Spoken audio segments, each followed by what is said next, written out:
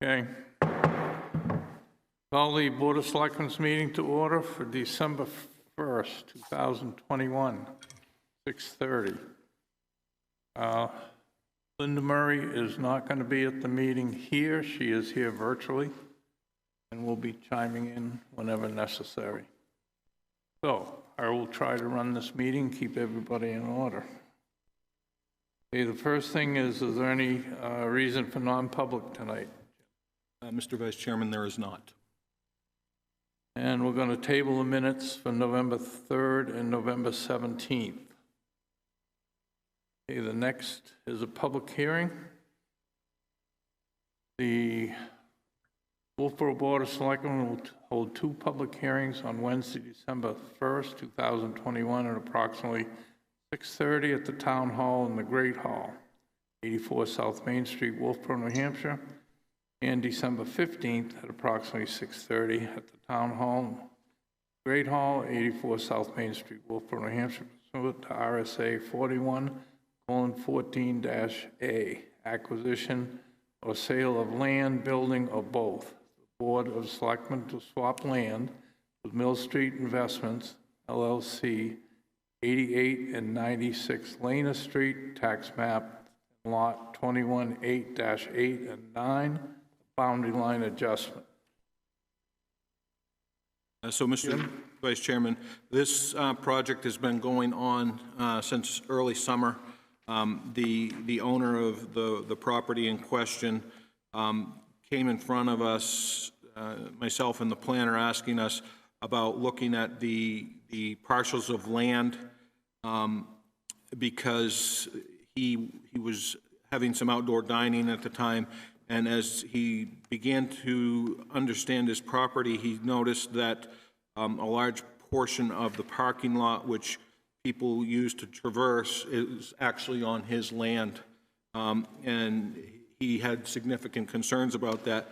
As well, when we looked at it, we noticed that we had sewer lines that were in the ground that were actually on his property. We did not have easements for those sewer lines, so we worked with Norway Plains to survey. We came back to the board, I think, with 3 different plans, and then ultimately came forward with this final plan that seems to work and meet all the stakeholders' needs. It did go in front of the planning board, which I believe Mr. Harriman may be able to speak about as he was at that meeting, and the meeting minutes are in your notes from that.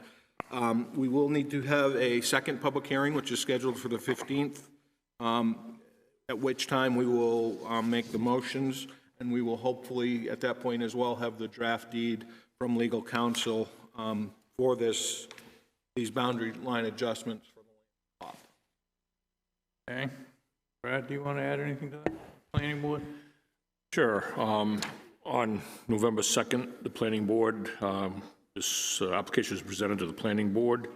I did recuse myself from the planning board decision on that, knowing we'd be dealing with it at the selectmen's level. It went through with a few questions being asked, but it was a pretty standard procedure there. So it was approved and everything by the planning board. There were some questions regarding the two-way traffic coming in and out off of Lana Street. Was brought up by one of the members that he recalled it being just one way one time. Tavis had looked up the files on that and determined that from the application when the restaurant did go in there that it was laid out as a two-way entrance and exit there. So that's the way it had been approved originally and everything. So two-way traffic is plans as shown. Okay. So the next hearing will be on the 15th. That's correct. Okay.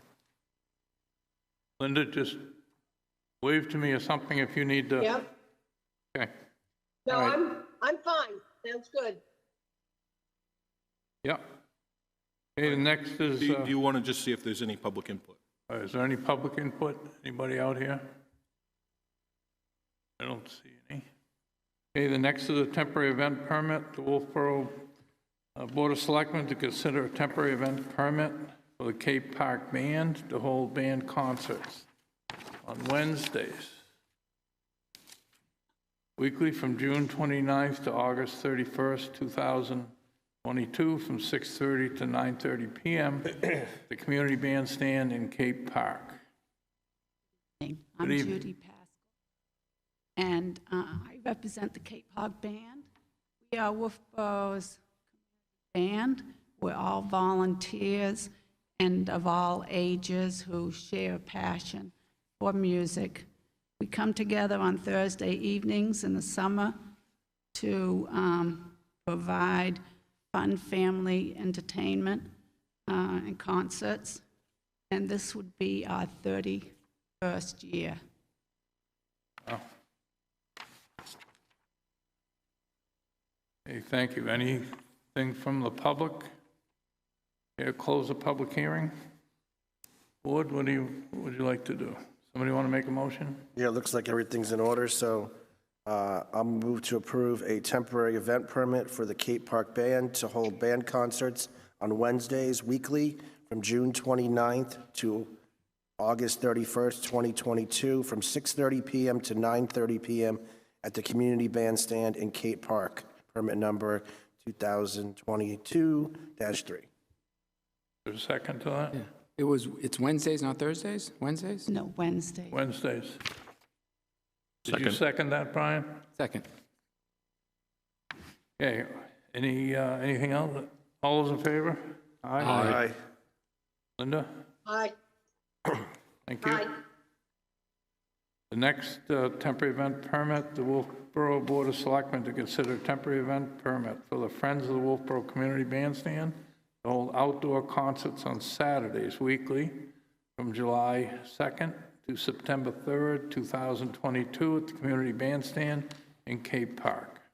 Yes, I'm a member of the Board of Directors, and we provide, excuse me, we provide a summer concert series of free, professional, family-oriented performances on Saturday nights, beginning in July and ending Labor Day weekend. This will be our 28th season. Anybody from the public have any comments? Anybody out there in TV land? No? No. Okay. Somebody want to make a motion? Move to approve a temporary event permit for the Friends of Wolfeboro Community Bandstand to hold outdoor concerts on Saturdays weekly from July 2nd to September 3rd, 2022 at the Community Bandstand in Cape Park, permit number 2022-4. Second. Okay, all those in favor? Aye. Okay, all in favor then. Okay, next is public comment, limited to 3 minutes per person, not to exceed 15. Anybody want to make any, you're all set with Thank you. your stuff, thank you. Any comments at this time? Okay, seeing none. The weekly bulk vote, weekly manifest, November 19th, 2021, 494,081.16. And no manifest for that one. We have tax rebates for Center Street, Governor Wentworth Highway, Center Street, Haynes Hill. We have intent to cuts for Bickford Road, Pork Hill Road, Route 28, North Wolfboro Road, Wentworth Farm Road. And then we have a tax levy on Stoneham Road. That's it for the bulk vote. We want to make a motion to approve that? I'll make a motion to approve the bulk vote, items A through D. Second. Okay, all those in favor? Aye. Aye. Aye. Okay, there are no committee appointments. New business. Approval, appointment of Deputy Treasurer Finance Director. Good evening. I'm here on behalf of Carl Baggy, the newly appointed town treasurer. He would like to appoint Scott Smith as the deputy treasurer with a term to start January 1st, 2022 and end on December 31st, 2024, which is also Carl's term. We are seeking approval from the Board of Selectmen for this appointment as outlined in RSA 4129, as I attached it to you. The recommendation is for Scott Smith. He is a prior employee of the town of Wolfeboro and a current resident of Wolfeboro. Kyle has met with Scott, and Scott and Kyle are in agreement that they'd be willing to work together, and Scott is willing to accept the appointment of Deputy Treasurer. Please allow me to reintroduce Scott Smith to you and ask him to give himself a brief history of his professional career and his connection to Wolfeboro. Scott?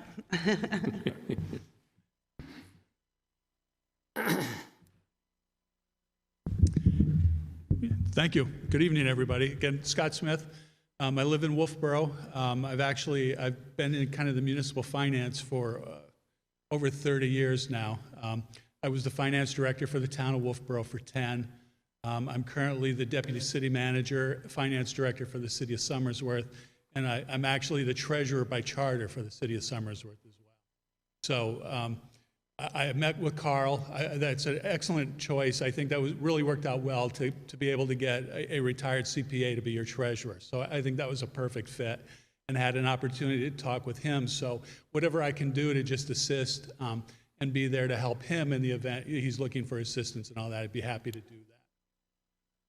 Kind of a brief rundown of my career. Thanks, Scott.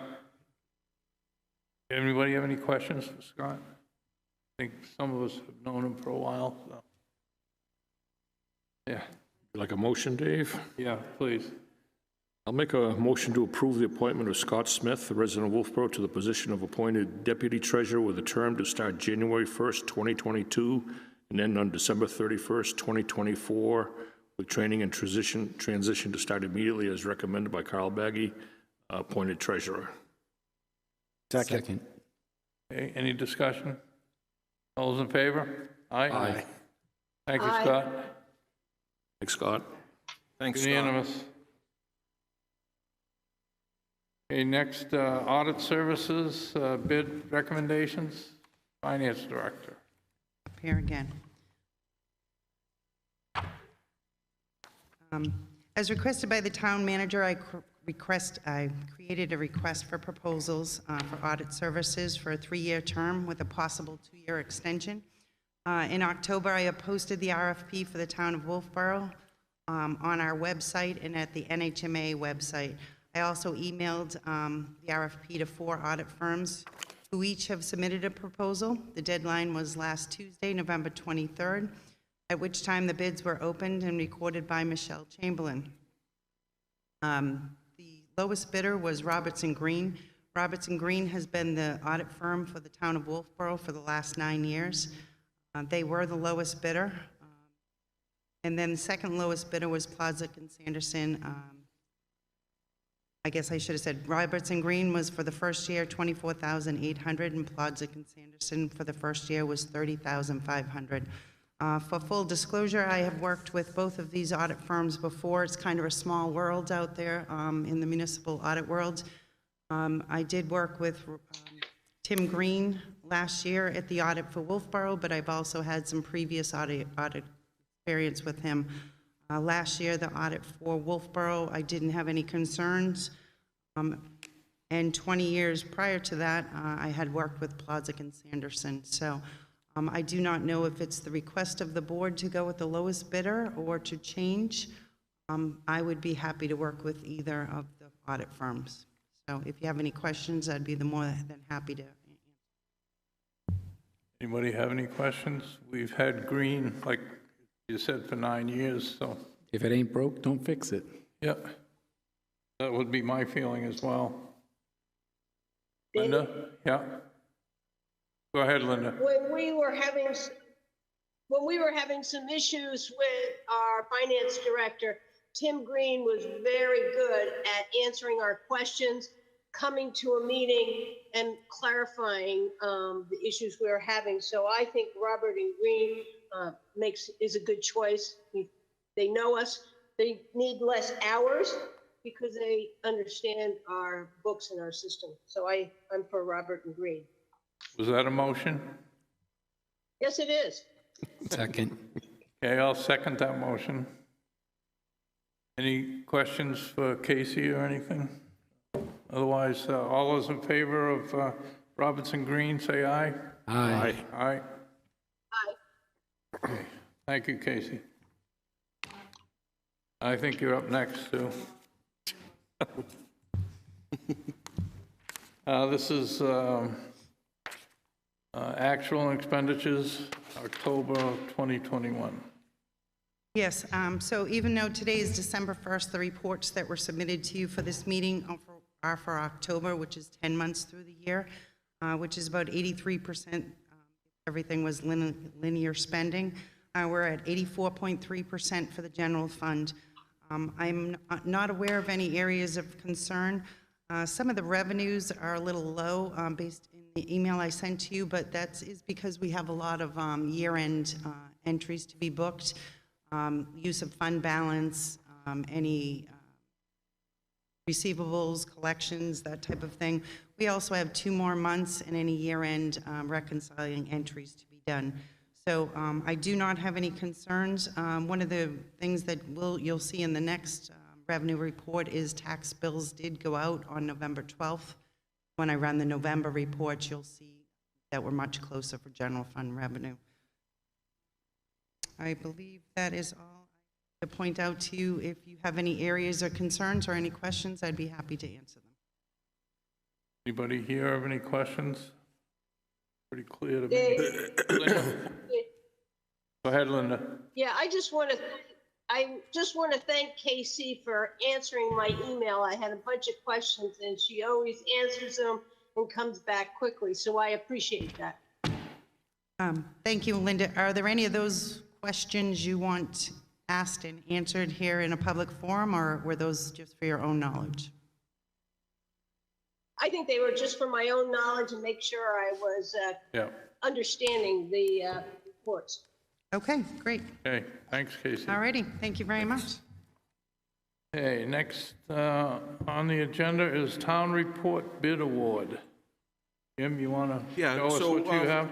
We had the bid opening for the town reports. There's been a lot of question over the past few years about transitioning to a larger report, reducing the numbers, and the ability to put it online as well. You should have in front of you that package which outlines the costs associated with the books. Amy is the one who put this together on an annual basis, and she does hear quite frequently from people that they would like to see the larger print books. So if you would look at this, the Country Press would be the one that she would recommend, 620 copies, and that would be option number 2, and it would be 8.5 by 11 with 150 pages. The price for that would be under option 2. 2314. There you go, 2314. It's a point of discussion that I think the board should have, so we can get this process started and get the information to department heads so that they can start building their reports. You want to show everybody that one that you have there, the size? So probably can't really screen into that too well, but that's the size of the book. The fonts are very readable, as are the charts. Last year's report was much clearer with the format that was used, but the charts are certainly much clearer in this book if you want to take a look. Anybody have any other questions? We've been talking about this for I just 2 have one. years, and I think it's time to do it, at least, see how it's received. I have one question for Jim. Jim, if we break it up into 2 printings, would it cost more money to print 2 different? Is there a threshold for? I would say there probably is a difference because we would have to rebid it. They set up for a certain print, and that's kind of how it falls. So we didn't bid it that way, so we would have to rebid it. We can ask the question but I'm not sure. You know, I can tell you that I do go back into these books quite frequently, and some of them it is difficult to read the print because it is so small. Well, no, I was just thinking if we printed half in the beginning of the year and halfway through the season, so that we don't end up, we might know, you know, instead of having 100 extra books, maybe the numbers could keep dropping as more things go online. Yeah, I think the thing I would say about that is there is a statutory requirement when that has to be out. I don't know if we can do another printing or not. I wouldn't see why not, but Just a thought going forward. Okay, any other questions? I'll make a motion that we go with I think Linda has a question. that. Linda has a question. Yeah, Yeah, Linda. I have one question I asked earlier. It didn't say how many pages. Is it going to be the same 200 pages that we had 150. with the other company's quote? It's my understanding that it's 150, Linda. Thank you. Well, that being said, anything else, Linda? No. I'll make a motion that we accept the bid from Country Press, Inc., 620 copies of option 2, which is the 8.5 by 11 town report. Second. Further discussion? All those in favor? Aye. Linda? Yes, Okay. aye. Okay. Take care of that. Amendment to the rules of procedure.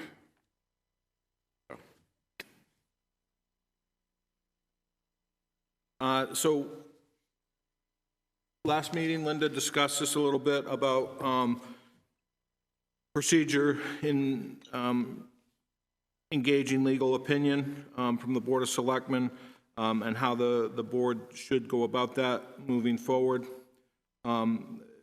There's been some dialogue back and forth, and what we are looking at is rule and order. Under new rule H would be as follows. The town manager is person approved by the Board of Selectmen to manage and oversee all requests for legal opinion from town attorney on town matters unless the Board of Selectmen votes to approve a selectman to request an opinion. Should a selectman want a legal opinion from town attorney on a town matter, the selectman should make the request to the town manager. The town manager will either send an email to the town attorney stating the question being asked or bring the legal opinion request to the full board for its approval at the next meeting. Should a selectman seek legal opinion as a citizen on a town matter, he or she should recuse himself from the topic of discussion and any votes related to such discussion. That's kind of the draft language that's been put together. I think the board probably should discuss this, and if Linda's got anything she'd like to add to it based on conversations, she'd be able to do that. Anybody? I have a couple of questions about it. One, it says that the town manager will either send an email to the town attorney stating the question being asked or bring the legal opinion request to the full board at the next meeting. Is that reasonable, Jim? Because sometimes things take a lot longer than the next meeting. Yeah, I think that the takeaway on that is, you know, I would report out whether or not I've received a response from legal counsel or if it's still a pending item, whether that's in public or non-public session, depending on the topic at discussion. The only other thing I have is I need a definition for town. I answered that. Hang on, wait a minute. I need a definition for town matter. I think that would be any issue that comes in front of the Board of Selectmen. That's what I would think. Town matter means a matter that is proposed to or pending with any agency and in which a non-ministerial action may be taken. So I think we need to include that as a definition for town meeting in this. rule. Okay. Linda, did you have I something? guess if I wanted to clarify what I was saying, that the town manager could either send an email to the town attorney stating the question being asked, or if the town manager wasn't comfortable getting that opinion, or bring the legal opinion request to the full board. There might be a selectman asking for some legal opinion that the town manager thinks will be very expensive, and then that town manager would bring it to the board and the board would decide. And that was what I was intending in that sentence. Yeah, I don't think we can put into words everything that might happen. I think we need this change so it's a little clearer as to what direction we go with legal matters. I think that was the reason for it. We're probably never going to be able to put everything. Go ahead, Linda. Linda. I was talking about a different sentence. I don't have any question if they want to put a definition in somewheres what town matter, or whether we want to change the wording from town matter to other words that make it clearer on what we get. I have no problem with that.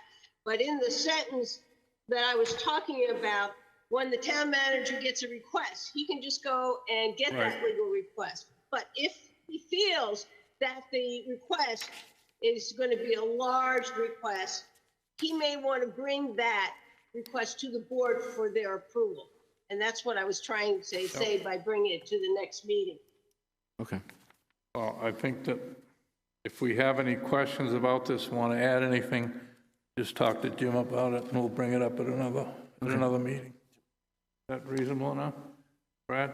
Yeah, I kind of interpreted from our discussions earlier as to the way that Linda just described it also, that, the town manager would either, when the request came to him, would either reach right out to town council or come back to us if he felt he needed board approval to reach out to town council. So that was kind of my take from our discussions earlier when we talked about this. So, Yep. So I think we should probably, maybe get that wording changed a little bit so that becomes a little clearer in that, and look at it again. Jim, can you work on that and bring it to the next meeting, maybe? It probably won't be the next meeting, but hopefully for the 15th. Get it back to us. Okay, anything else on that? Okay, next is discussion, Town of Wolfeboro holiday hours schedule. Yeah, so we've gone through the collective bargaining agreements, we've gone through personnel policy, and it's kind of a unique year with the holidays falling on a weekend. So the way that it should happen going forward is Friday, December 24th, we would be closed, as would we on the 27th. Those emergency services, people who work those days, they would be paid for actual holidays, where the others would be for the observed. And then we went over quite in depth regarding the last day of the year. We know that there's a lot of people who like to conduct business the last day of the year, so we feel it's important to be open, but we also know that there's a lot of events that take place in this building. So we're proposing to be open until noontime on the 31st and closed Monday, January 3rd, 2021, for the New Year's holiday. That's kind of the direction that we have recommended, and it ties in with some of the other facilities, but that would be town offices' schedules. I think the date should be January 3rd, 2022, Oh, yeah, you're right. not 21. Yep. Same on some All of the way these down. others, they're all like 21 instead of 22. Yep. Thank you.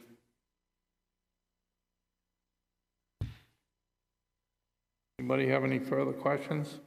Like Jim said, most of this is in our union negotiations and stuff that have been done over the years. Okay, that'll be put up on the website, I'm assuming? at some It'll get point? advertised. I think it actually might already be up there, but we will make sure those Okay. 2021 versus 2022 is correct. All right, now the big one.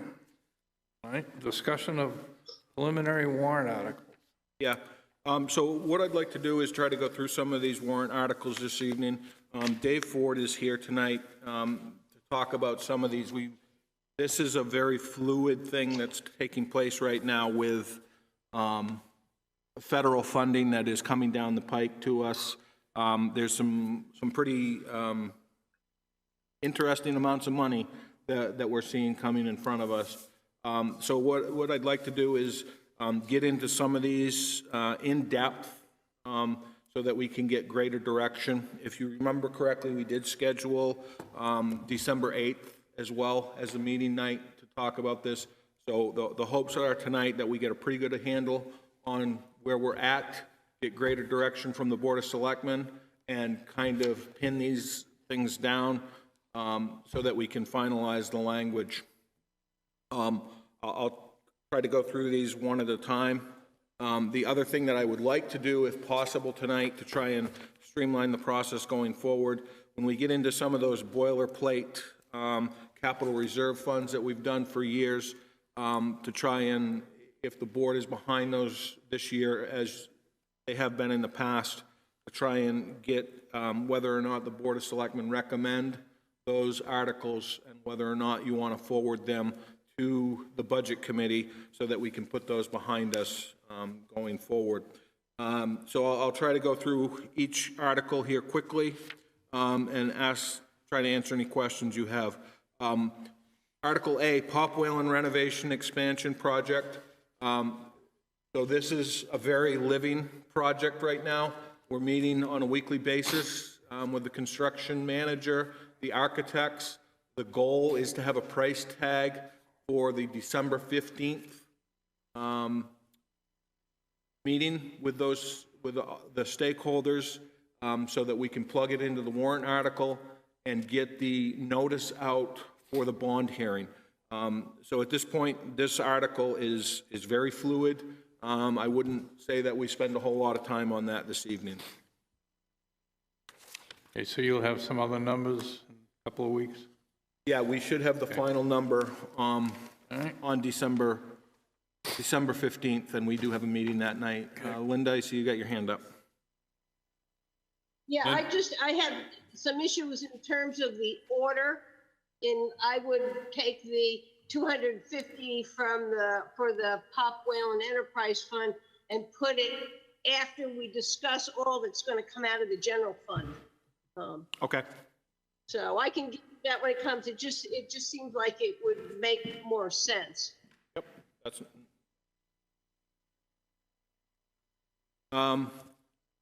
The next one, Article B, and again, this is one that we've got some interesting news on that Dave, I think, will be able to talk about. Port Wetland drainage. We talked about this last year. This is a $430,000 project. Dave?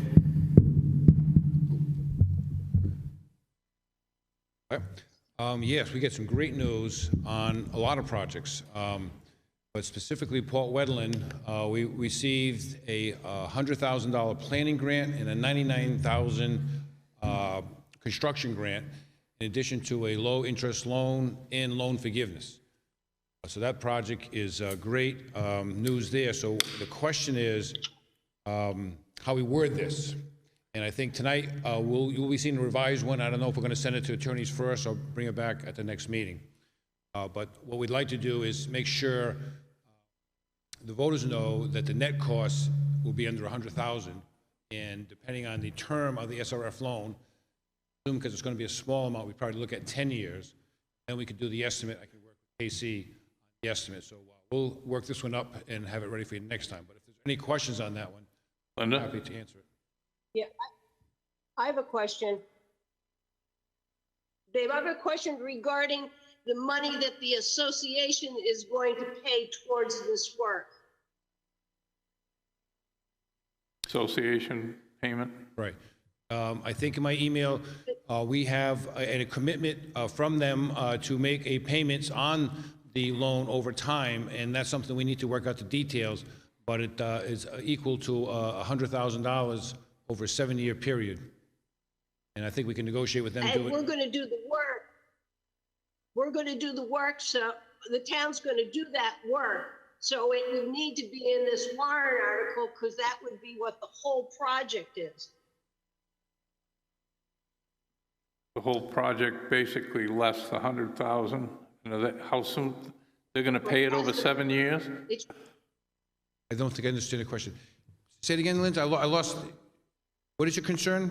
I'm sorry, my concern is the association's amount of work that the town's going to do for the association included in this warrant article?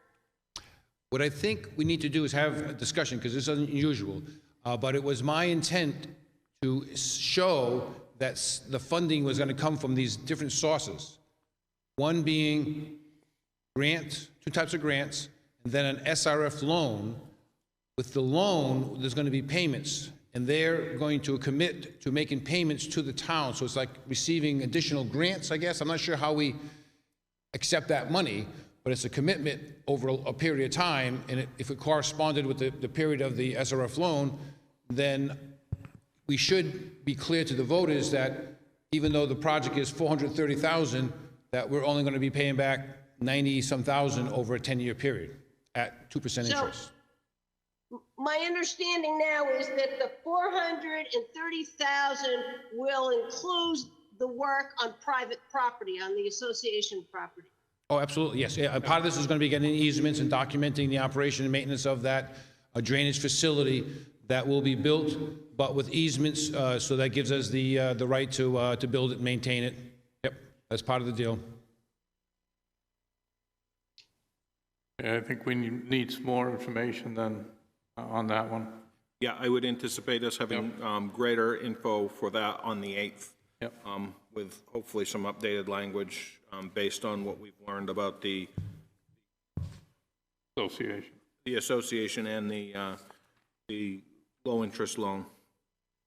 Next one is the Mill Street pump station. We've got some change in the language here to streamline it. We will be getting that to you going forward. That is come back to me from Dave. Dave, you got some more information on this one, correct? Again, great news on this project. We do want to make sure the language is not too specific, because it does include the whole replacement of the building. It's going to be designed in 2022 with construction going out in 2023. It did score high with the state and received a significant opera grant of $672,000, and then the rest is in a loan, which will be about $1 million with 15% loan forgiveness. So the net grant loan forgiveness is $823,200, which is about 50%. So that's one of the criteria we said for going forward. So this is one of the most critical, and we've got the good funding there. So I think, I'm not exactly sure how we put the wording in, but we do need to make sure that they understand that the net cost will be the loan of $1 million over a set period, which we would probably do about 20 years on this size loan. And that's something we'll work with Casey so we can have the figures on what the impact would be on the tax rate. This one will affect the tax rate. Okay, and so the last sentence there that says principal and interest payments for this bond shall come from the lawsuit settlement before this project will not result in any increase to the tax rate. Should that sentence come out? Yes. Yeah, we had some duplications in there that need to be edited. So that would, yeah, that would be, the next project is the one that's going to be funded that way. Okay, thank you. Okay, so Article D is, as Dave said, the next sewer pump station. Dave? Again, here, what I'd like to do is, on the wording you'll see the next time, we'll be crossing out things and talk about the engineering and construction of a new Lane Street sewer pump station. Basically, this is the one that will come from the proceeds from the lawsuit that's in the sewer fund that John Burt has been managing. We will be giving the accounting of that, all the money that was received. Over the years, John's invested it and made some really good interest on it. And then all the money we've spent, and then with this project closing out, still came in under budget, so we're in good shape. I'm just trying to get the final numbers from the engineers.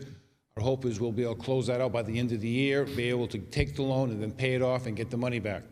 So I will have all those accounting for you.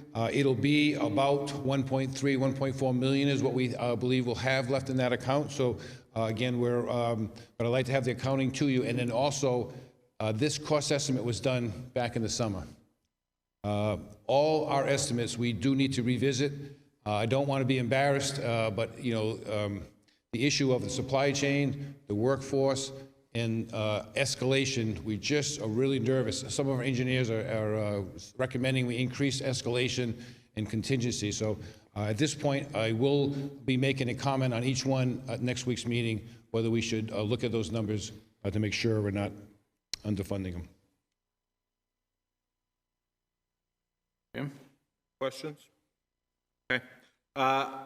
Sewer I think we got some good news on this one as well, and I think Dave's got some further information on it.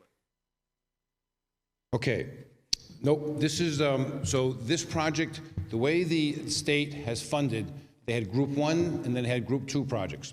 So our two Group 1 projects on the clean water, and clean water means wastewater and stormwater. We're going to talk about later about drinking water, which is the other fund. We did not hear, but I don't, Jim, I hadn't told you yet, but I did hear late today from the DES that it does not look like we'll be getting any more opera grant money for this project or for the treatment plant this year or this round. There may be some leftover SRF money, but we're not going to meet our criteria. I had proposed possibly to reduce this number from $1 million to $500,000, and then consider putting that on the warrant in case something comes available. But it's a long shot. But this would be one that, if the selectmen said, "Hey, the warrants are crowded. You don't have a good shot at it. We could take it out." I is always going to be with us. It's very important we remove it. It's not as critical as the pump stations. And, we really got to put our money into the pump stations next year. If the grant money was there, then I say, let's go get it, because we got to do it. We have to stay up with the I projects. And there's going to be more work that it could be coordinated with. But, so this one, stay tuned. Next week, we will have the numbers for you. But we did not get the grant on this one. Okay. Any questions at this point on that? Okay, so this is one that we can look at in depth more next week, where we may be able to gain some efficiencies.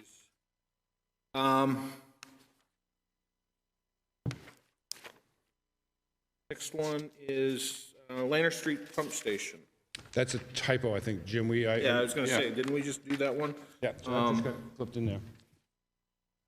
I think that's a bad cut and paste on my part. So that's just an extra one, right? Yep. So that can be taken right out? Yep. Water treatment plant upgrades. Okay, now we're on the drinking water fund. So this is a different set of applications, and great news here. Our plant, while it's in fantastic shape, is really at the end of its useful life for certain components, and our filters do need to be upgraded. And we're also looking at our other major components in the system, the pressure reducing station and the south main tank. So this amount, 1.4 million, was the estimate from our engineers to do the design and the construction. And we did hear from the state, in which we received a 50% opera grant on this one and a 50% low interest loan with 15% loan forgiveness.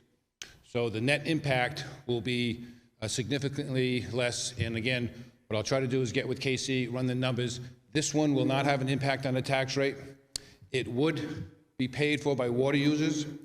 And again, I think, Linda, you had a good question about where are we with our water rates and our revenues. As you recall, the last time we did our water study, the debt service has been dropping off the last 2 years. As a result, our revenues are in excess of our expenses, which is building up our cash reserves. So some of these projects can be paid for by cash, the smaller ones, but the bigger ones, like this one, which we have to get the loan, we will see that by the time the work is done and when it hits, we'll have other debt service falling off. So the impact on the rate users should be in line with what we anticipated 2 years ago, 2% water rate increases over time. Because of the pandemic, we have not done the 2% this year, and financially, we're in good shape, but we need to sit down with the selectmen and go over water rates, and we'll have some more information on that. But the good news is, this one is a great loan for us and grant, and will be a very important one for us to get done. Yeah, and the language on this one is completely wrong. Yeah, it looked like a cut and paste from the previous one. Yeah, Jim, I also noticed in all of these pages, you might want to check the numbers. They all look like they're 1.27. The same with this one, the one before it. Yeah, So somehow, yeah, I'm the focusing numbers are- mostly on the Excel spreadsheet with that, so so. I think it Yep, should be checked in the article the way it reads, because yep. every one that I've read so far is 1.270. Okay, so the Doesn't sound next correct. one is seasonal water line replacement. This is a project that we've got all kinds of issues here. Dave? So this one, unfortunately, did not get funded. For some reason, it did not score high on this grant application. We had a meeting yesterday, and I did talk to different people at the state. We may have a shot at a different fund for different reasons, and that would be the, there's another fund, I'm just dropping my, but so I would like to, we've got to make a decision on these seasonal water lines. There's work that's got to get done. How much do we want to ask for now, and whether or not, if we don't have any funding, do we want to go forward with it? I think we have a lot of issues with our water system. And I was telling Jim the other day that we really need to step back and look. We did the asset management plan about 3 or 4 years ago. We said we had to spend $1 million a year for 100 years to keep the place going. But it's not that simple. One of the things the state's offering now is a planning grant. So we're looking at going ahead and doing a master plan for the water system so that we can prioritize. The next article we're going to talk about is design the vintage water lines. We still have over 2 miles of pipe that's 130 years old. We had a water leak today, if you saw us working up on Pickering Corner. It's very scary. I mean, the bad news is we're sitting on dynamite. The good news is it didn't go off today. That's my life. So you got to understand those water lines, if we lose a cork and we can't shut it down, we got to shut down a section of main. We know we have one good valve, we have another valve here, but you know, some of the stuff is very old, and the longer we wait, the more we're at risk. So we need to kind of look at seasonal water lines as another liability the town has, as well as, so we're looking at a master plan. This one here, I think we should keep on it, but we might want to caveat, if we don't get any funding, we might hold off on it. One of the advantages of asking for the voter authorization now and make it last for 4 or 5 years is when the funding comes next year, we'll be ready for it. And they're saying is they're spending the money they have now, but they know this is all ARPA money and existing SRF money. Next year, it'll be this infrastructure funding, and there'll be more money. So I talked too much about this one. So this is one that we could either reduce, eliminate, or, but I'm recommending keep it on because we might be able to find something later. Right now, we don't have any funding on it. Dave, I have a question. Hang on, Linda. Dave, I have a question. I don't know if you know the answer, but how many residents, how many buildings or dwellings, better word, dwellings, receive water through seasonal water lines? We have approximately 220 seasonal water customers, about 2,200 year-round. And we are slowly eliminating to eliminate. We did Smith River Road this year. Next year, our hope is to do 2 or 3 more systems. So our hope is to keep knocking them off, but it's a couple hundred, and some of them are going to be very difficult. Linda? I have 2 questions. First, it would be nice to have you rank which water warrant article you feel is the first, the second, and the third in your opinion. My second question is I recall the board put $50,000 in a capital reserve fund for water. And maybe this is the time to use it. Well, again, Linda, you've brought up a very good point, and like I said before, right now, we have cash that can be transferred, I believe, from our bottom line to the cap reserve fund. So we could fund projects through the cap reserve fund. And I think we do need to look at how much we have on this warrant. I mean, we get into it and we keep forgetting that, wait a second, the voters have got to come here. We don't want to have 20 pages of warrants. So we got to think about what we want to put forward and not risk having too much out there. So I think that's a very good question, Linda, and I'm hopeful that I can get with Casey this week, and then next week we'll have some numbers for you, we'll rank them, and then look at the possibility of some of the projects being paid with by cash through the cap reserve fund. Dave, my parents live in a town, and when they had new water lines put in front of their homes, they were charged a betterment fee. When they had sewer lines put in front of their homes, and then they had to pay to hook up, they were required, couldn't use their septics anymore. Not only did they have to pay for hookup, they had to pay a betterment fee. Right. Yep. Is it something that we've ever considered, not really hurting the people that own these dwellings, but... Well, the issue is, we own the system. We've already accepted the responsibility to deliver clean water to all our customers. So we're kind of holding the bag. We're not expanding. If you're correct, if all of a sudden we said we're going to expand, a new subdivision wants to come in, like Harriman Hill Housing, they have to pay everything. They pay for all the new stuff and still pay us to connect to our system. So if it's new construction, or if it's going to replace sewer systems, say they went into a neighborhood that had sewers, then that would be a betterment assessment. We're not talking, this is no money for expansion. This is just...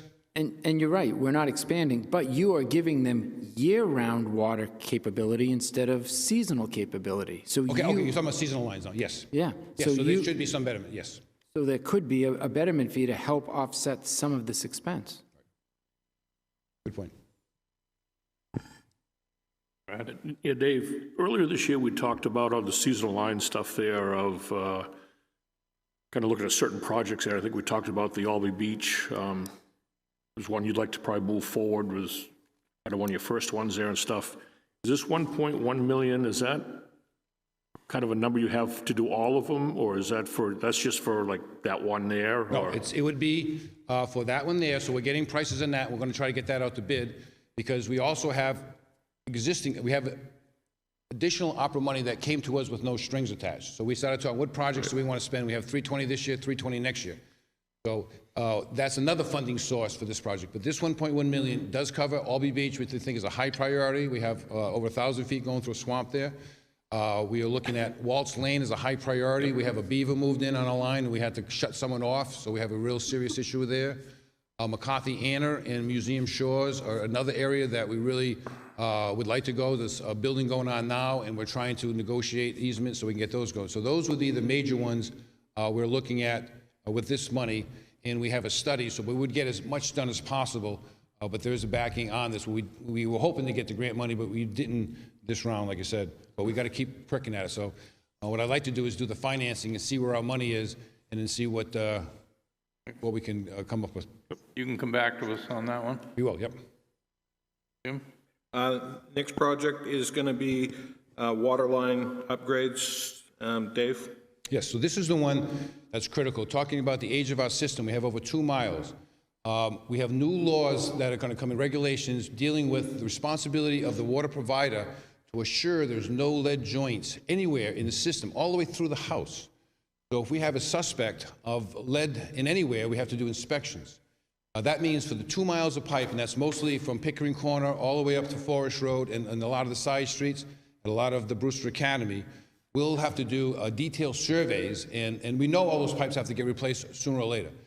This project did score high, and we did receive a 50% grant. So the good news here is for the 720, we would only be looking at using $361,000. We have this one here did not receive an SRF loan. We could get our own funding loan, or we could look at the cap reserve fund and doing it with cash. But the good news here, we did get cash, so we want this one to go forward. And again, I will, with all the water projects, we'll rank them and explain how we recommend to pay for them.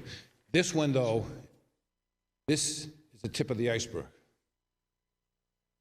We will need, over the next 10 years, to replace all these pipes. So all these pipes will lead to major construction on North and South Main Street. In addition to the water, we know the sewer was put in the 1940s. We know the DOT drainage project that they're proposing is tying into a drain pipe that could be over 100 years old and discharges into the bridge. We have needs in terms of the sidewalks and the road reconstruction and how we want to do betterments with our drainage and potentially bring back trees and maybe bury some of the cross lines on Pounds of Power. So got a lot going on. So it's really exciting. This is going to be our seed money. I think we got to do a good job getting this ready and be ahead of the wave. This is the first round of funding. Next year, there could be a more significant round, which would be water main construction, and we'll be looking at millions of dollars of construction, and a lot of it downtown. It doesn't have to be all done in 2022. We have to 2026 to spend this money. The next round will probably be expended at least 5 years. But it's really, now's the time. We had, when we did our asset management, we said every 10 years you have to spend so much money. Well, you don't want to spend when they're not giving it away. When they start to give it away and there's low interest loans with loan forgiveness, is the time to go. So this one's going to be a high priority, and it will lead to more work in the following years. Jim? Okay. Next one, I think we've got an option here relative to the dockside dock upgrades. I don't think we would be bonding this at this point, Dave, based on some of the latest information that we've received, correct? Right. So we ran into a little hiccup on this one, and it's pretty significant. And this goes to my lack of boating in. But there is this issue with navigation in the proposed fix along the Smith River, and we call it the revetment of the wharf.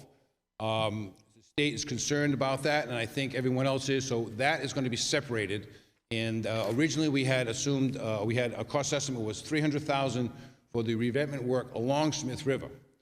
And then for the dock upgrade, which would then replace it, structurally upgrade it, add the IPE wood and add additional docking space. We kind of have a dead space. We're going to add another little drop-off space. They said that piece is easily permittable, and we can get it permitted this winter and be ready for construction next year. And suggested we break the projects in two so that we could have a public hearing and further investigate what we had proposed and what other alternatives would be. So I think we have to agree with them. We had a good meeting. Rennie Pedatilli, who's the head of the Wetlands Bureau, and Darlene Stewart met with us, and we're very working towards it. Was good. So I think what we'll be looking at is looking at Department of Safety with regards to the boating people will want to look at it. We might want to have a public hearing, a joint public hearing with them and the Wetlands Bureau to see what we're proposing, make sure it doesn't have an impact. They want to see sheet pile. We're only 4 feet to bedrock. We can't go towards the buildings because those buildings are sitting on cribbings. So we don't have a lot of alternatives. So in any case, I think the key is this year, let's ex-nay that piece of it and go for this, which would be done. And the only question is, some of this work will be revetment on that side, on the Mount Washington side. That can get permitted. There's no problem with that. And there's one piece along the cap. We have a little separation. We want to pull that back and reset that. That we can get permitted. So I'm going to go back and look at the cost estimate. My fear is with escalation and some of the scope in the $300,000 for the work we're taking out was in this. So this number might go up a little bit. So next week I'll have an updated from Chesterfield, who's working with us now. So my hope is to have kind of a guaranteed price for you next week on that, so we can go in confident on that number. And that would be reducing initially $300,000 for those Smith River repairs, but it could be $350,000 the ask because of escalation. The commercial dock repair will call. Correct. We'll go to 350 potentially. The other one will go away until we have it permitted and we figure out that's going to take us some time. So we hope to have more locked-in numbers on that, and based on that reduction, I think it makes makes sense that we do that as cash. Next one is the Turtle Island Tap. Barry will be here next week to speak about this. Pretty straightforward. This is the only project that Barry has under a warrant article. Next one would be Article L, Bay Street sidewalks. This is $55,000 for design and securing easements. We had a stakeholder meeting a couple years back. We really haven't done anything since that time frame. Well, and yeah, here we are, right, Dave? Yeah, I was, I guess, surprised to see it here. So we proposed this last year.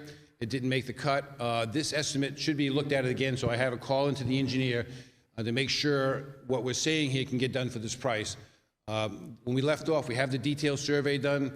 There was potentially an issue. There was a boundary survey that was done by Linden Survey, but the question whether they actually filed it and is it legal or not. So we might have a little bit, again, another boundary issue.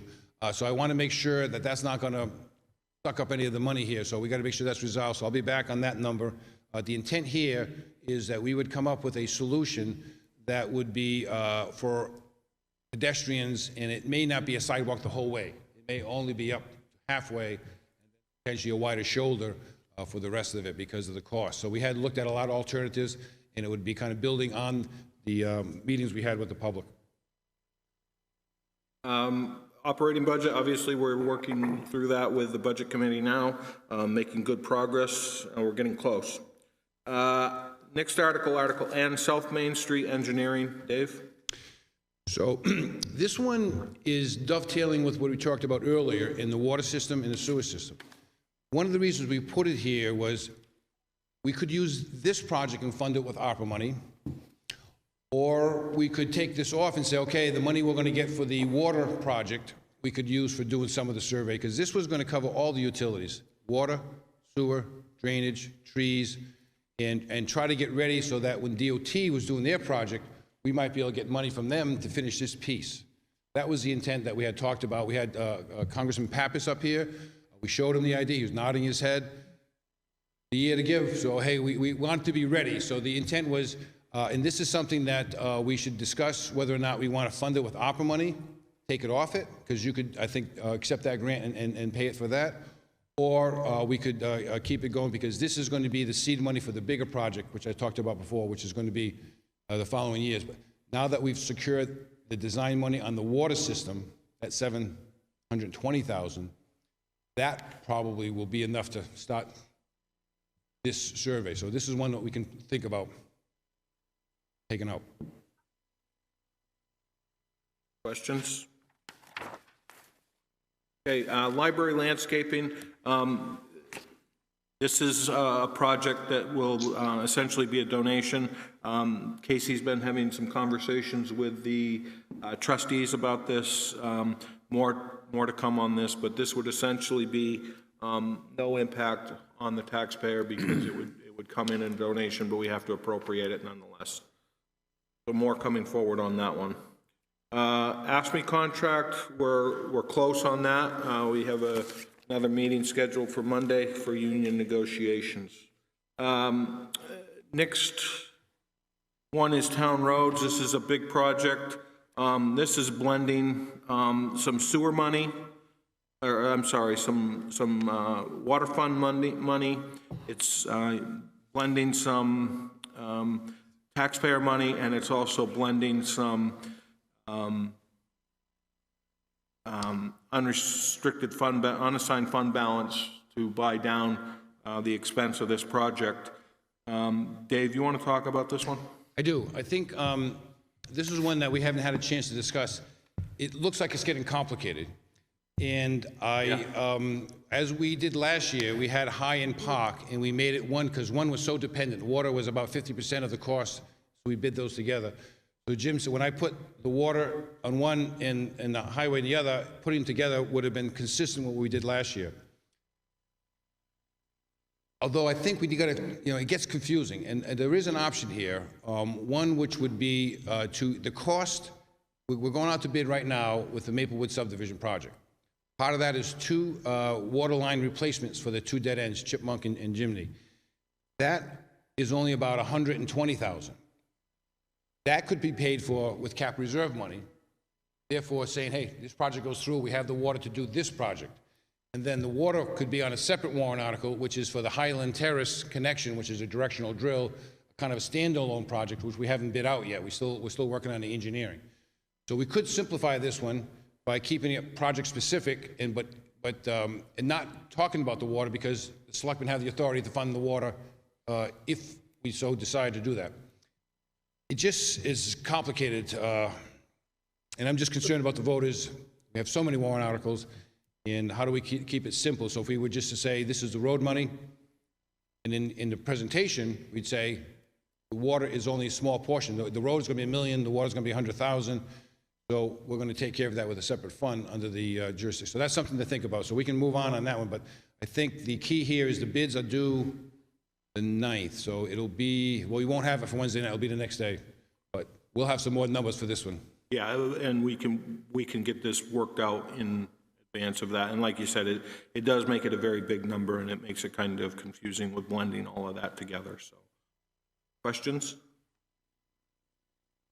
Okay. Dockside parking lot, asking for $100,000 to put into the existing capital reserve fund. We had I think a fairly productive meeting.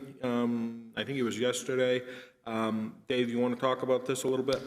Exactly. So this is the one that we will need to revisit because there's been some discussion about the budget in the cap reserve fund was based on no stormwater treatment and trying to keep as many parking spaces as possible and providing pedestrian space as well. We presented yesterday to the committee and had a lot of good feedback, and next week we will be presenting an engineering scope of work to continue with the conceptual plans. With the feedback we received from the committee and the selectmen, would then develop preliminary plans with options that we would bring back.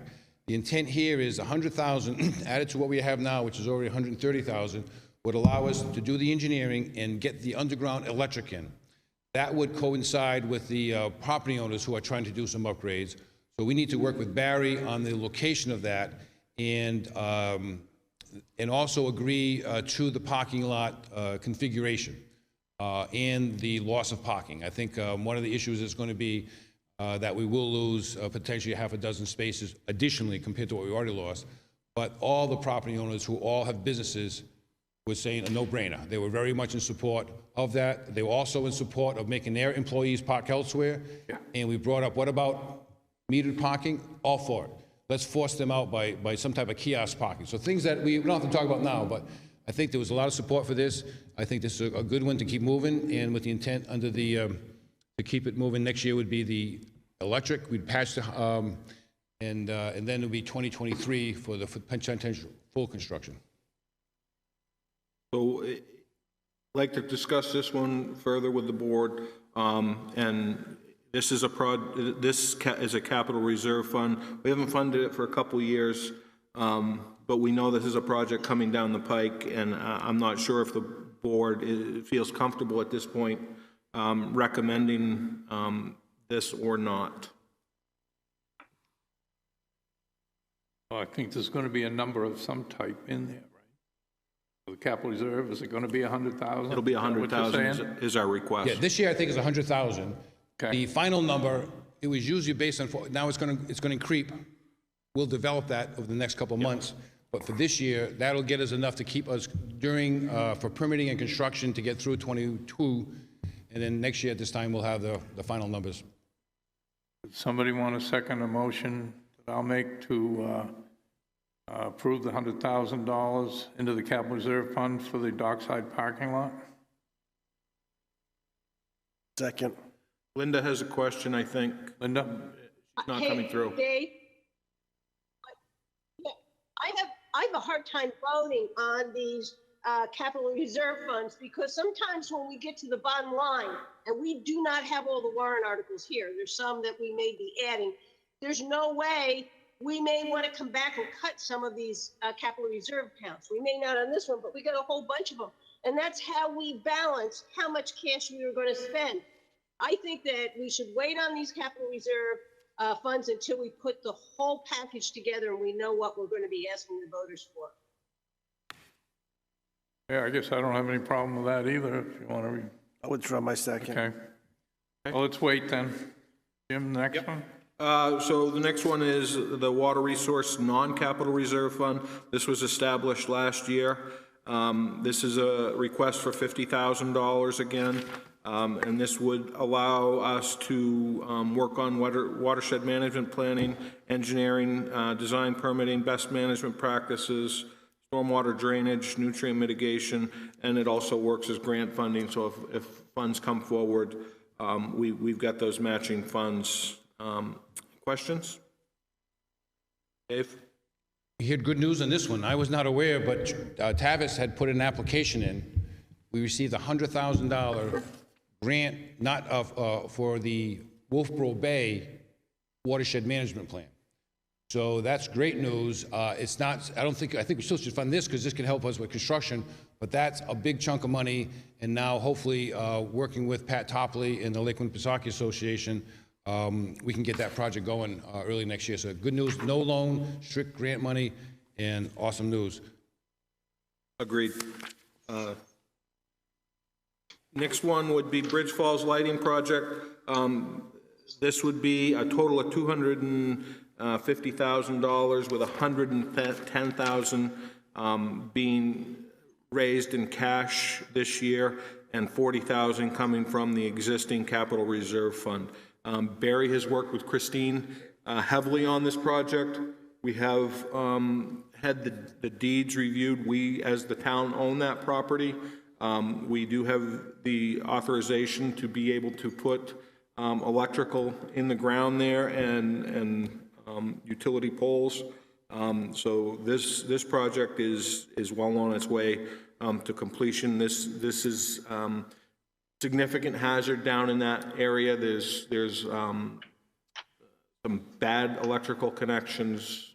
This is a project that needs to get done. Next one? Next one, this is actually changing from a capital reserve appropriation to a cash appropriation.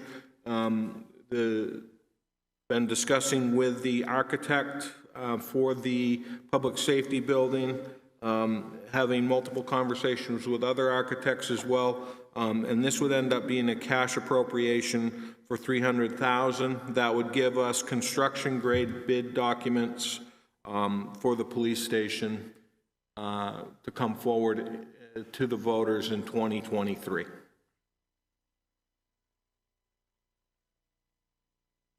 Next one is wastewater treatment capital reserve plan. Dave, do you want to talk about this? Yeah, I'd like to talk about this one and the next one, which is XX, which was the wastewater treatment plant. As you recall, we made an SRF application, again, hey, shooting for the moon. We have a master plan we are working on this year, identifying $10 million of needs at the plant. Some of that is with regards to bringing the water sewer utilities department together and building a garage that we can maintenance our vehicles and also an administration building expansion. But I think the bad news, this project did not receive any opera grants, and I heard today it's in round 2. It will not get any opera in round 2. There may be some leftover SRF money with some loan forgiveness. I think we would be wise to put this on hold, but fund the cap reserve so that I can continue working on the design, do the basis of design, and next year we'll reapply, hopefully with better results. So my recommendation would be to drop the wastewater treatment plant for the $10 million, and then this one here, we continue with the into the cap reserve fund, and we would expect to do some potential emergency repairs, because as we put things off, if something breaks, we have the money to go to, and then we can do the basis of design report for this time next year. Hopefully we'll score more and then maybe receive the significant grant funding. So we would do the 175 in the capital reserve fund, and then we would do away with the warrant article for the treatment plant. Correct. All good? Yep. Public work vehicles and equipment, Dave? That's a pretty standard one for us. We did increase it by 5,000 because of escalation. The fund is doing well, so I don't think there's much discussion on that one.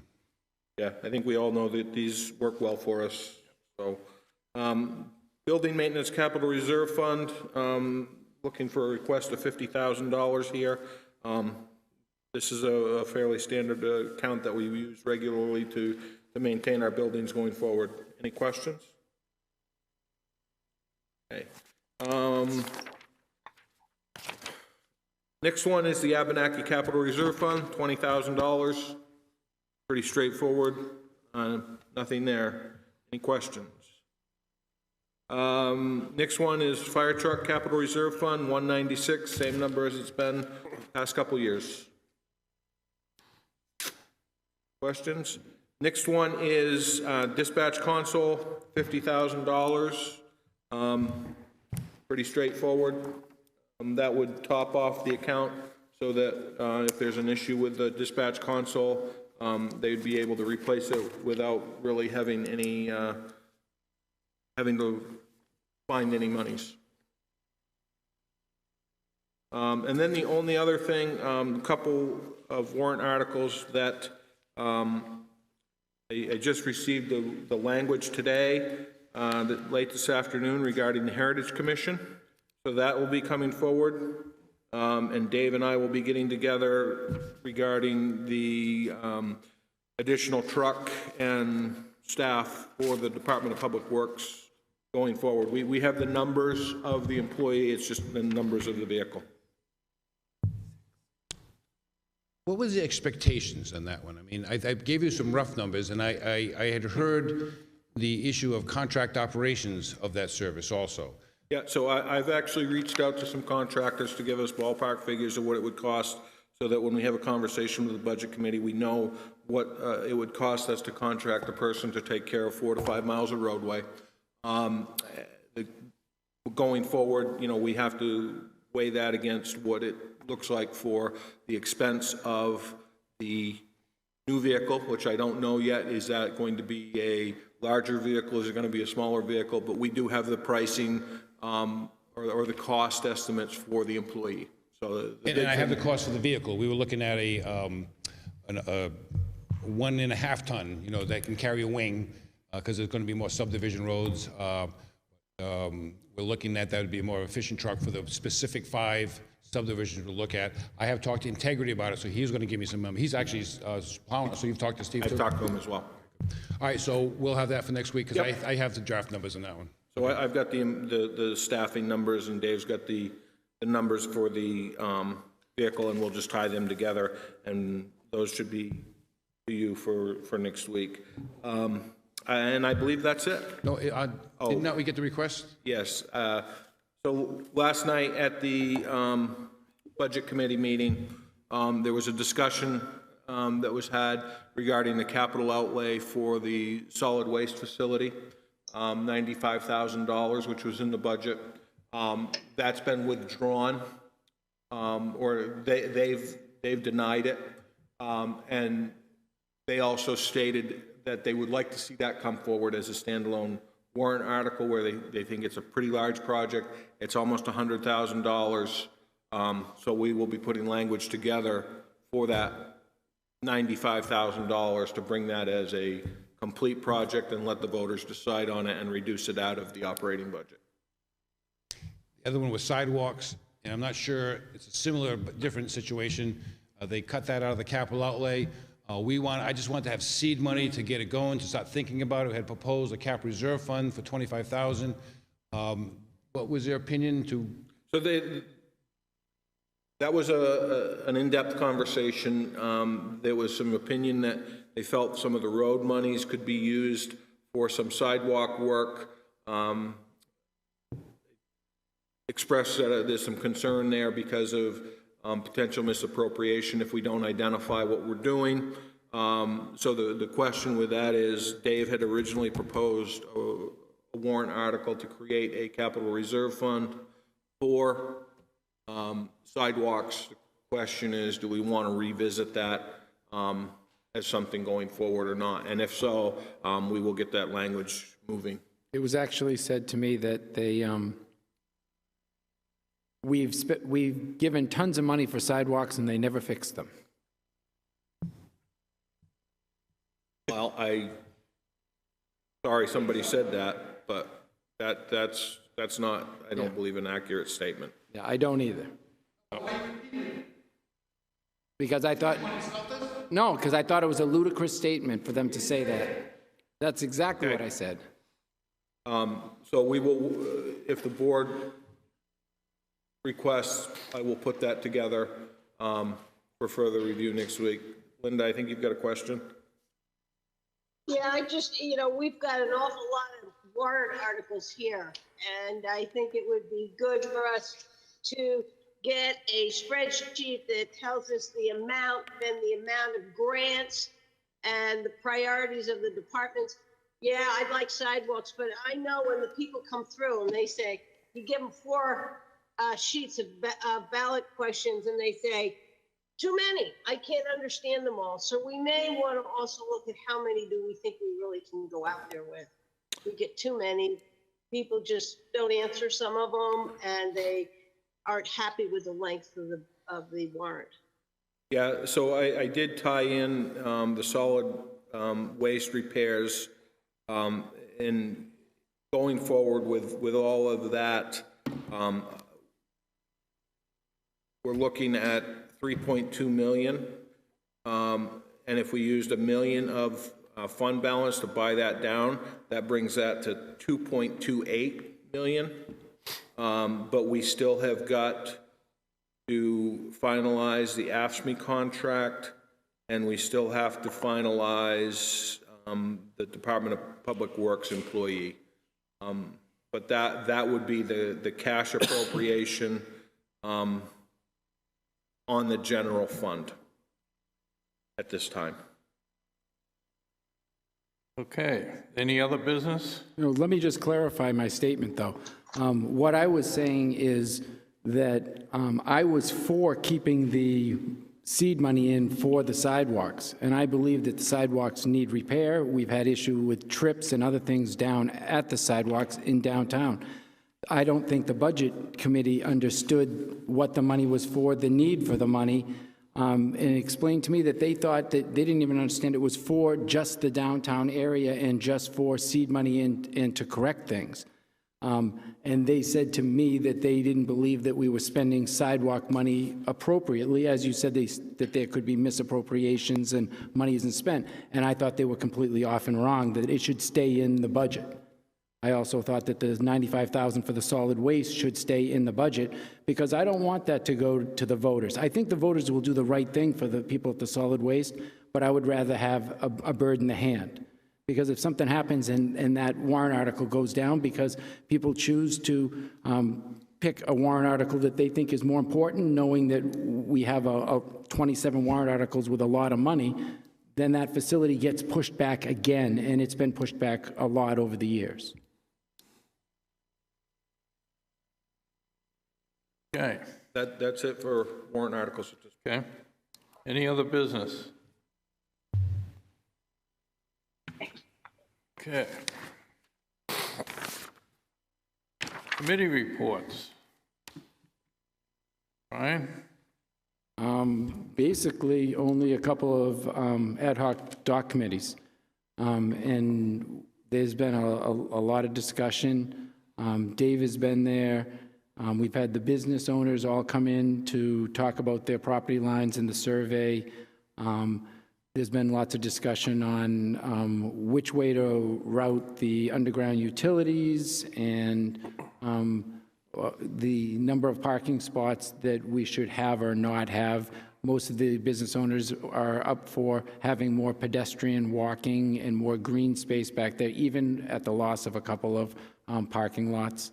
They all seem to like the idea of a lot down on Filterbed Road and using a series of trolleys to bring more people to town and having a more walkable downtown. Today we had the Heritage Commission, and we drafted the warrant article that is going to be presented to the board at the next meeting. Christine also came in and discussed with the Heritage Commission the lights that are proposed, the actual lights themselves that are proposed for the Bridge Falls path, which are going to be very similar to the ones that are not only at the bridge, but at Dockside, and will continue through past the railroad station and down past the new railroad freight house. And there'll be potentially 33 new lights along the Bridge Falls path from the railroad station to Route 28.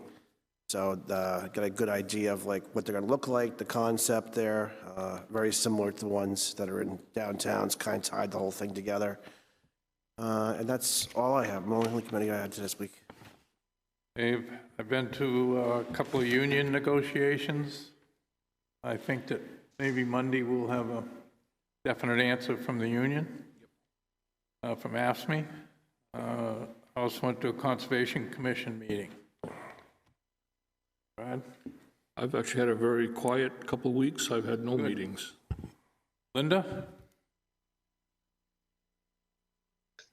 Yeah, I went to two meetings related to Pop Whalen. The first one was a Friends of Pop Whalen board meeting, and virtually I attended a engineering and design meeting on the building with Jim, and that's moving along. And we had a lot of questions that we were answering on that, and they're going to do a walk the site on Monday. And Special Events Committee, we're starting to pump out our PR, and we're finalizing the program and schedule, and it should be out shortly. Okay, town manager's report? Yeah, we're in the final process of the new code enforcement officer, background investigations taking place right now. It's a little longer than anticipated with the holiday, but he's tentatively scheduled to start, I believe it is the 13th of December. So that's something that will be forthcoming. Hopefully I'll have more information when we meet on the 8th. If you recall, we are scheduled to meet on the 8th to go over warrant articles. The beginning of that meeting, the bicycle groups will be here. Had a meeting with them this morning, had a meeting with them a couple weeks ago. There's really two factions that are coming together on this to really enhance the mountain biking, off-road biking experience in the town. And we're working with them. They plan on coming forward that meeting with a bunch of pictures of what they've done and what their visions are going forward. So that would be the Single Track Alliance, and that would be the other gentleman, I can't think of the name, Terra Design, I believe it is. They are working together, and it's pretty exciting what they will be doing going forward. So that's positive. Had the Pop Whalen meeting this morning, as Linda alluded to. We will be doing a site walk with all the stakeholders, the architects, all the construction people, to try and get that project buttoned up going forward, hoping to have that price locked in for the 15th. There's a lot of issues that have been identified with that, and hopefully when we have that final project put together, you'll be able to see what those issues are and why we're going in the direction which we are. Union negotiations, as you said, we're moving on those. Hopefully we'll have that finalized for Monday. Budget committee meetings, some of you may be aware there was a budget committee meeting that was scheduled for Monday.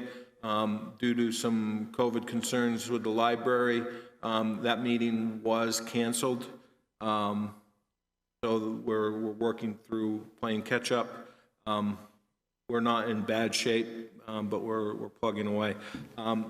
The only other thing that I've really got, just as a reminder, we will have to meet during the last week of the year for a short meeting talk about encumbrances and roll forwards for the budget so that we can have the authorization of those monies forward relative to ongoing projects, something we did last year. And that's about all I've got at this point. Thank you. Okay. Any questions from the press? Alyssa? No, I don't have any right now. Thank you, David. Okay. Public input. Anybody here from the public want to voice any opinions? Suzanne? Hello, David. Yes, more or less a question regarding the number of town reports available each year. Memory is vague on this, but I thought it was supposed to be one, the selectmen have to put together a town report, and that there shall be one report available to every known voter. And I'm not clear on the statutory language on that. Jim could look it up, but we have 1,200 to 1,500 people voting, and I hear you're going to order 600 reports. So just could somebody please double check on that? Yep, it was 620 was the number, I believe. Yeah, we will verify that, Suzanne. That's a good point. Thank you. And I'm not sure how that would work because we've got, I'll check with the town clerk, but I think we've got significantly more registered voters. So I'll find that out. Thank you. Okay, anybody else? Okay, no non-public. I'll make a motion to adjourn. Second. All those in favor? Aye. Thank you, Linda.